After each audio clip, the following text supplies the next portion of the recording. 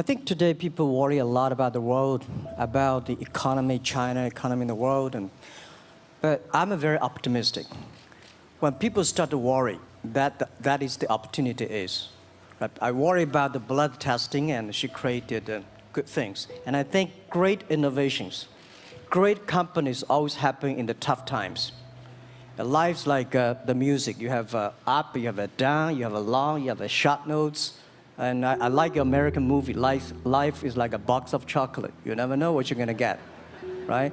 So I'm pretty optimistic. The opportunity in the future for equality is huge, because in the last century, the IT is for big companies. The globalization is for big companies. But now with the technology, we can serve those 80% of the companies that have never been served. We can serve the 80% of the young people that have never been served. Technology for internet is so cheap, so easy to use. One of the reasons why we grow in China e-commerce so fast, much faster than the USA, because our infrastructure of commerce in China was too bad. When it is too bad, something happens and goes. Today we are working on the rural areas of China. I can never imagine that China, about 800 million people still live in the rural areas, are farmers. And there are about close to 200 million people. Their income is less than $1 per day. And before the internet, it's impossible for these guys to reach the PC because it's so difficult. Even people like me, I don't know how to use a PC. But now, 80% of the farmers, those people using mobile phones. When I have the mobile phones, the internet, the data, things change a lot. So I'm excited about the future. People always worry. I love the young kids sitting there and talking about the dream, the hopes, because if they have the hope, we have the hope. That's what I believe. And let's just take what you do. And I've loved every description I've ever heard about how you serve people, and your story about the bamboo farmers and your wife and her friends. It was fabulous. But where's this going? What are you going to do? What are your plans to maximize the use that people in remote rural areas of China can make of their cell phones besides ordering your products? How are you going to get it? Are you going to get them in the banking system through cell phones? How? Well, we never know that we can grow so fast. In the past 5 months, we covered 4,500 villages. And these people, normally they use in very traditional way. It took them like we went to a rural area. It took them, the farmers, 2 hours to walk to the downtown in the middle of the town and buy things. But today, because of the mobile phone, and we can deliver things to their home, to their village within 72 hours. I remember last week I read a very interesting thing. This is amazing. There is a girl, she told me a story. She said her grandfather, 92 years old birthday, and for his life, he always wanted to try one Western style food. But he lived in the rural areas. There's no such restaurant food. So she said, I tried on the internet, book a restaurant dinner for Western food, delivered to that village. And they finally immediately find one restaurant. There are 3 guys. They took like a 3 days bus from Shanghai to that village, made an Italian spaghetti and beef for them for this 92 years old birthday. And whole village was excited. Everybody said, wow, you can order food, Western style food. So buying almost everything. And also we're helping, there are a lot of farmers, they plant a lot of apples, great apples. But 90% of the apples rotted because there's nobody buy them. They normally buy by track. If you sell the apples, they sell whole track. And using the traditional way, they can sell by whole basket of the apples. But now, because of the internet, they sell by one. Each apple, they sell $1. or 1 RMB or 2 RMB for each. So the farmers see using internet, they can buy and sell using the mobile phone. That changed their lives. And I think it's exciting. And people need examples when they see, well, my neighbor made money through online to selling things. My neighbor buy much interesting things online. People start to learn, and more people start to buy the mobile phones. We cannot make all the mobile factories to sell phones to them. Only they know the mobile phone really works, helping change their lives. They start to buy the mobile phones. Just one more question. And then, do you think this will make the current problems like the current problem in China less likely? That is, if we'll have more market information and the market will drive where the investment goes, instead of the government trying to make judgments about, I better build another housing development or office development here, there, yonder, and you wound up with a bubble. Well, if it comes from the bottom up, is it more likely that fewer bad things will happen?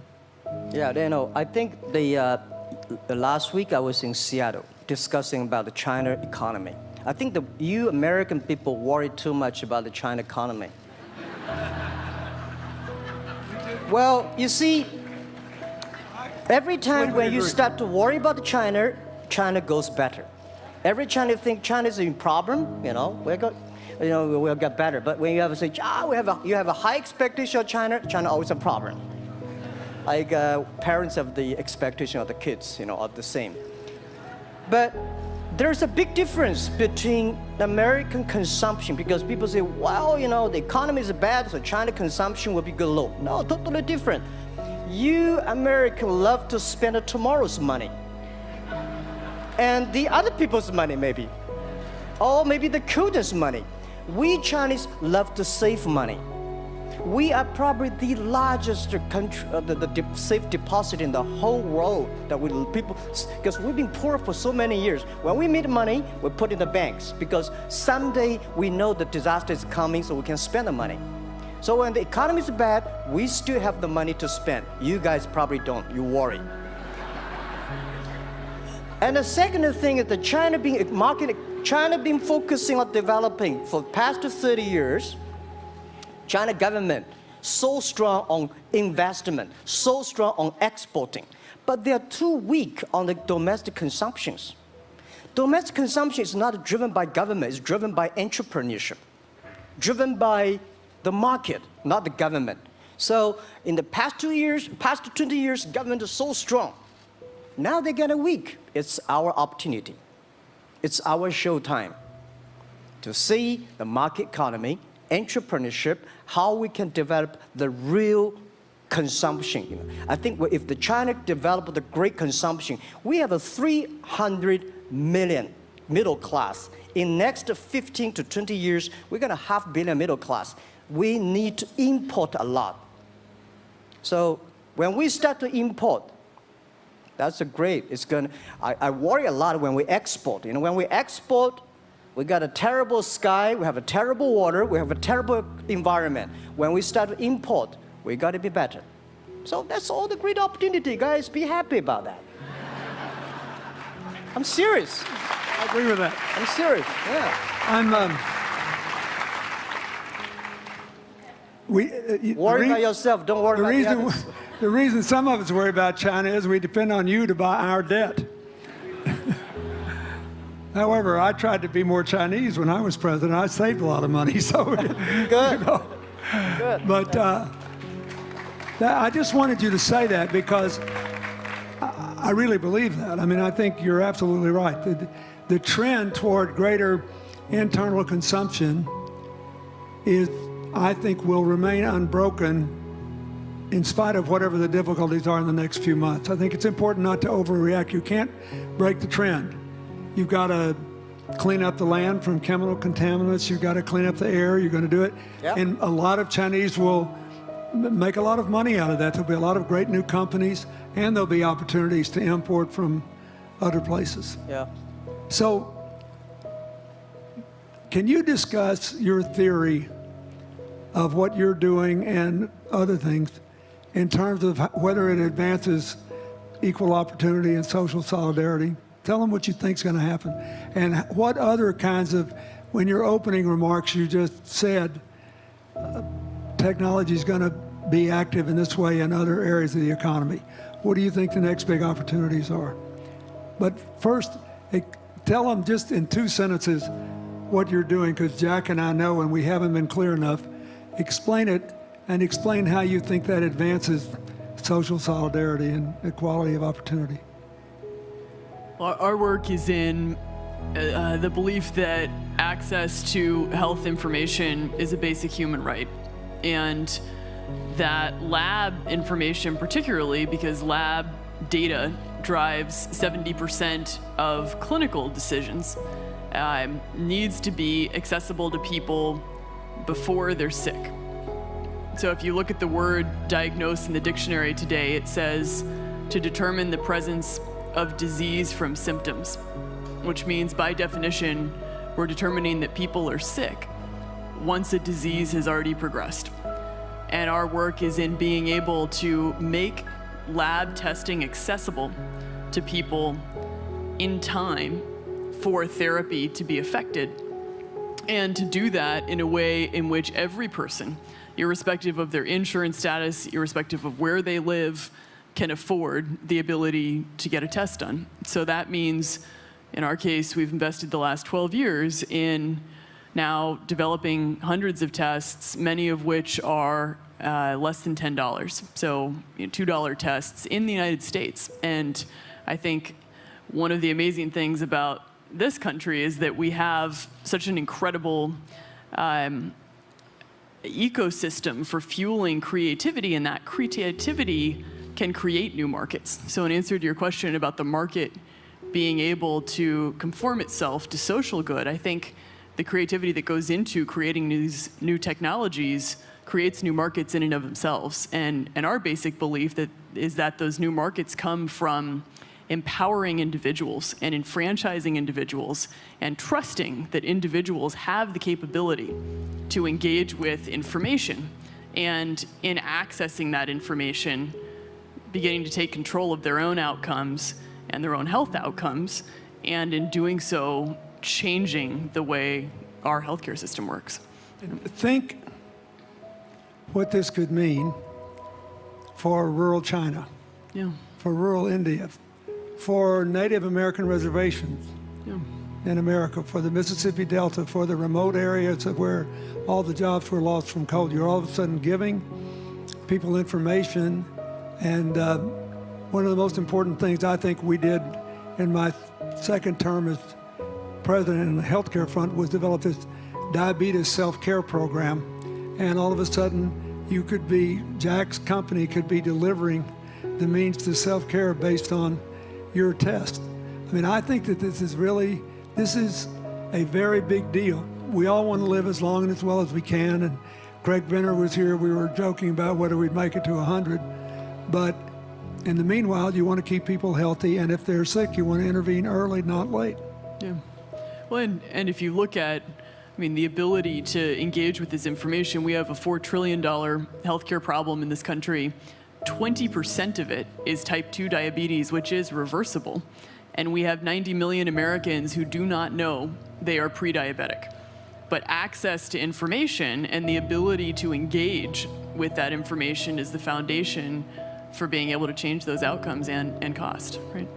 One more fact, and then I want to call on Jack. You founded this company 12 years ago, right? Yeah. Tell them how old you were. I was 19. So, don't worry about the future. We're in good hands. So, I was thinking about 19, where I am. 19, I've not passed the examination for university yet. I failed 3 times, but I think it worked out. I'm not good at schooling. Well, yeah, that's why I give confidence to a lot of young people in China. If Jack Ma can be successful, 80% of the people can be successful. People like her, we're jealous. Well, equality, I would like to make a little bit technology helping, because yesterday I was joining the UN Women Conference about gender equality. And I think the first technology revolution happened 200 years ago in the UK, released the human body, the arm, stronger. The second technology revolution in the USA for energy, you can last long. But this technology revolution release the brain. So this century is not a competition who is stronger, whose muscle is stronger. It's who is smarter, who is soft, who can listen. It's the challenge of wisdom. So man, woman equal. On the internet, you can never see he's a woman or man. And on the internet, women can serve much better than men on the internet. And a man talking about a business, talking about numbers, competition, they make business very cold. Women, they make business very cozy, lifestyle, and interesting. 50%, more than 50% of our shop owners, more than 5 million shop owners are women. And people love that. I mean, this is a great thing. I see that this century, we see more and more women leaders, on the state leaders, presidents. In the future, we're going to General Secretary of the United Nations should be a woman leader. And this is the great century for equality. And I feel excited about that. Let me ask you, we're almost out of time, but one of the things that we haven't talked enough about here, and not just here, but generally, is whether the leapfrogging we saw with cell phones, which was instrumental in your phenomenal business success and which will make it possible for you at the appropriate time to do what you've done on a global scale, hitherto unimaginable in all of human history for anybody to have any of their own health data. We've seen examples, but not the kind of dramatic penetration we need with energy and clean energy and enough in a short enough time to avoid the worst consequences of climate change. So do you believe that, I mean, your country has done more than anybody else to try to put up solar panels, and some of your companies went broke because you overdid it, right? But beforehand, and you got to work out the phase out of the coal, the phase into the sun and all that. Meanwhile, Africa, which is growing like crazy because of the cell phone in no small measure, and has 6 of the fastest growing countries in the world, still has vast swaths of its land totally dark at night. Do you believe that it's possible for us to scale up with distributed solar power rather than centralized as quick as we did with the cell phone? And if so, and if that were your business, if you had to quit what you're doing today and start there, how would you do it? And how would you do it? Lady first, I know that. I'm such a huge believer in technology, and I think especially right now, we're at an incredible time in terms of new technology and the ability to apply technology in a scalable way towards solving some of these problems. So I would look at it in the context of some of the renewable solutions that we already have, and in the context of empowering, connecting individuals with access to those solutions, and in the context of creating markets around them. I think that there's real opportunity to actually create an ecosystem in which people can financially benefit from these solutions, and I think that's going to drive an adoption. I think in developing economies, there's a revenue stream associated with that, and the more we can turn even already some of the technologies that we have into markets, the more that we can fuel, I believe, local growth and individual engagement in beginning to adopt some of these solutions. Just related to that, Jack, you answer it, and then I'll ask you one final question. Yeah, I am a strong believer that technology can make world much better, because people say China economy is getting slower. I'm happy about the 7%, even 5%. Even 5% of the GDP of the number of China, of the second largest economy, is big enough. But you don't expect China to keep on growing 11%. Because like one human body, when you're 1.8 meters tall, you cannot keep on like a 10% grow every year. You have to grow the quality, your mind, the wisdom. So I think China needs new technology to solve these problems, and which today the data, the clean technology all these things that China is supposed to do, if we keep on the tradition, the old ways, we'll go nowhere. This is why I feel excited because people ask me, what is your dream now? Because I never thought I would be today. I can sit here talking to president. I'm like a guy, on the street and like failed 3 times for university, 5 times for high key schools. I applied for 10 times in Harvard School, all rejected. I never thought because of the technology, because the internet give me this opportunity. So I'm think when I retire, I don't want the Chinese people have a terrible water to drink, unsafe for food, and the money we make all spent in the hospital. That's disaster. So how we can using the technology to enable young people, the great chance of this world, don't worry about it. We got 1.4 billion people who were born in 1980s. They are the people of the internet times. They are going to have new ways to solve the world problems. The things you are worried about today, they can solve it. And human beings have these kind of worries for centuries. And young people can always solve it. And today, when you have a right direction, clean energy, the climate change, all these issues, they will be solved, and these are the great opportunities ahead of us. Anything else?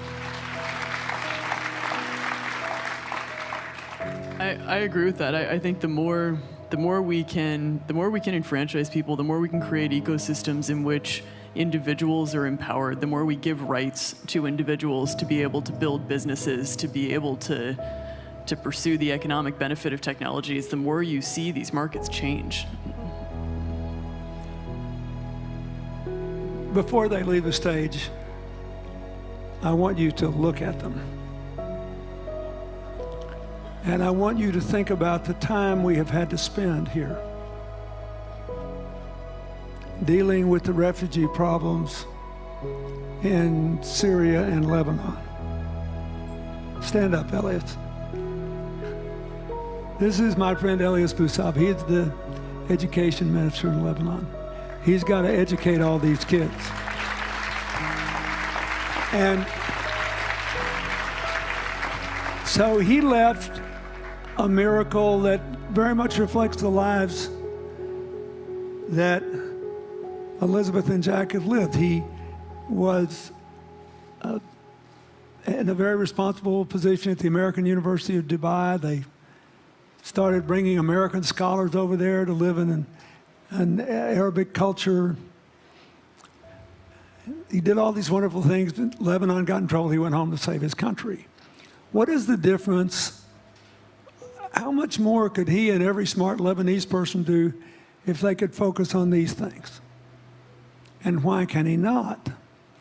Because the place is dominated by people who think their differences are more important than their common humanity and their common challenges. You cannot imagine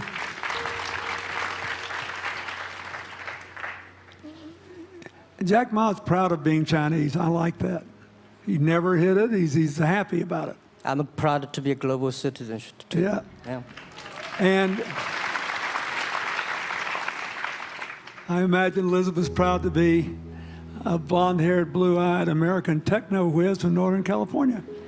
Yes. But they don't, not a word either one of them has said has defined the meaning of their lives or the direction of their work with negative reference to someone else. My friend Dikembe Mutombo, stand up. No, you don't have to stand up. It'll hurt you too much. You're an old man. My 7'2" tall friend was just inducted into the National Basketball Association Hall of Fame. And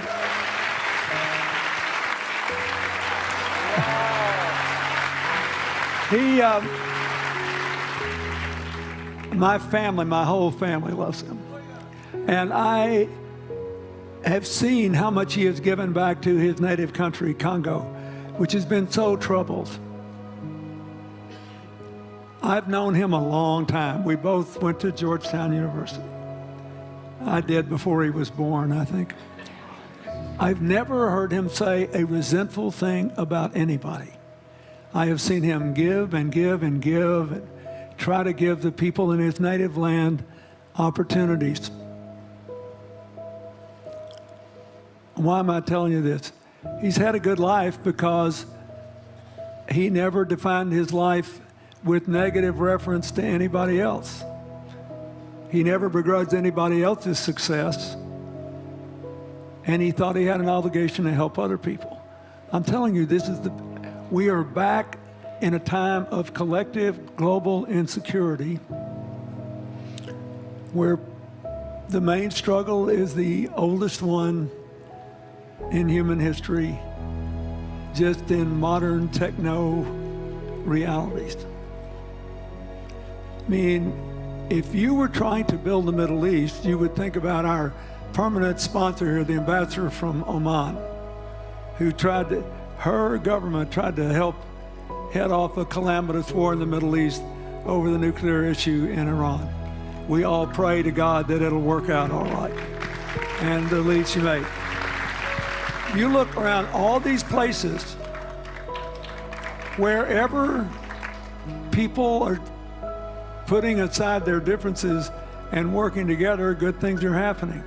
We cannot achieve economic or social equality without living in the factual realities of the world we face, looking at the obstacles, looking at the opportunities, making the best decisions. And those of us who even feel good about ourselves because we think we spend a lot of time giving, our whole goal should be to work ourselves out of a job. One of the things that Bill and Tanny Austin are sitting there with Starkey, they started giving away hearing aids, and then they decided, well, we better teach these young people how to speak. If they get the gift of hearing, they'll have to learn that. So they got into the education business. Sonny Varkey got into the education business and decided somebody ought to do something really dramatic to remind people that the only people that really matter are the teachers. So he gave the first Global Teacher of the Year award last year, and an international panel gave the prize to a teacher from Maine who promptly gave the entire $1 million to her school. The woman never made any money in her life. She gave all the money away immediately. The future is going to be forged by people who think of how to use the modern tools that we are given, as Elizabeth and Jack have, to create opportunity through empowerment. And it will not be a straight line. It's too many moving parts. But I just want you to think about that. The reason you feel good looking at them is that you identify with them even though they're different from you. And that's basically where we are all over again, and we can't slip back. We can't give up. That's why we had the Prime Minister of Italy and George Soros talking about the future of Europe, and George said it was coming apart, and the Prime Minister said, no, it doesn't have to come apart if it's about something more than economics. I thought it doesn't have to come apart if you will it not to, and you put yourself on the line for it. There are no guaranteed outcomes today, but you can guarantee that the trend is right. So go ahead, Dee, we're going to say something, weren't you? Yeah, I just wanted to add, I mean, as we're talking about the future and from my own experience and looking at all the faces here, I think a huge part of the answer to your question is also to raise our little girls with the stereotype that they can be the best in engineering and science and math, because when they do in all of these industries, it changes everything. And we need to do that in this country, and we need to do that as parents in other countries. You know? Yeah, I was thinking about if what you say. I think about when you talk about problems, you normally it's like a politician. When you talk about opportunities that the business people, I was thinking about how we can using all the problems that change the problem become the opportunity. And I don't know. I just feel excited when people talk about problems. I think think about if you can solve one of them, that's the chance. And today, nobody in this century has so many opportunities and so many tools they can use to change other people's life. And I think in the last century, which I call the IT time, this century is called the DT time, data technology. IT is to empower yourself, make yourself strong. DT is to empower the others. When you empower the others, you empower your future, yourself. So when I listen to you talk, I agree, and I think that's why we were born in this century. That's why how we can use the internet to help more people. Let's give him a hand. Thank you.